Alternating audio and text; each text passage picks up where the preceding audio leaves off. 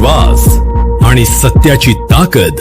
MB news, आपली बातमी, आपलं सत्य.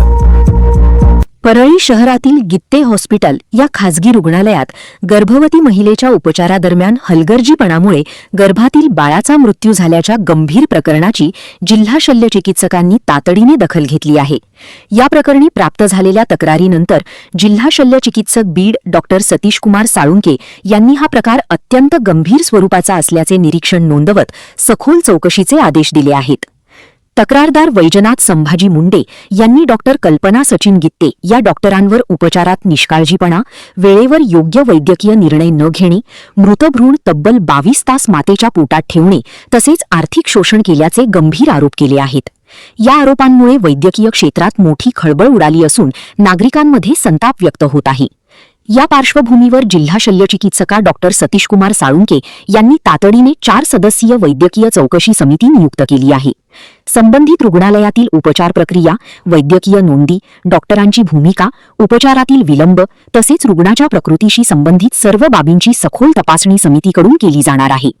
जिल्हा शल्यचिकित्सका डॉ. सतीशकुमार साळुंके यांनी स्पष्ट केले आहे की हे प्रकरण अतिशय गंभीर स्वरूपाचे आहे. या प्रकरणी अतिशय गांभीर्यपूर्वक व वस्तुनिष्ठ चौकशी तातडीने करण्यात येईल. चौकशी अहवाल प्राप्त होताच दोषी आढळणाऱ्यांविरोधात नियमानुसार कठोर प्रशासकीय व कायदेशीर कारवाई करण्यात येईल. रुग्णांच्या जीवाशी कोणत्याही परिस्थितीत खेळ सहन केला जाणार नसल्याचेही त्यांनी नमूद केले. दरम्यान या घटनेमुळे परळी शहरासह परिसरात संतापाचे वातावरण निर्माण झाले असून संबंधित कुटुंबाला न्याय मिळावा आणि दोषींवर कठोर कारवाई व्हावी अशी मागणी विविध स्तरांतून होत आहे. पोलीस प्रशासनाकडूनही या प्रकरणाचा समांतर तपास सुरू असल्याची माहिती पोलीस निरीक्षक रघुनाथ नाचण यांनी दिली आहे.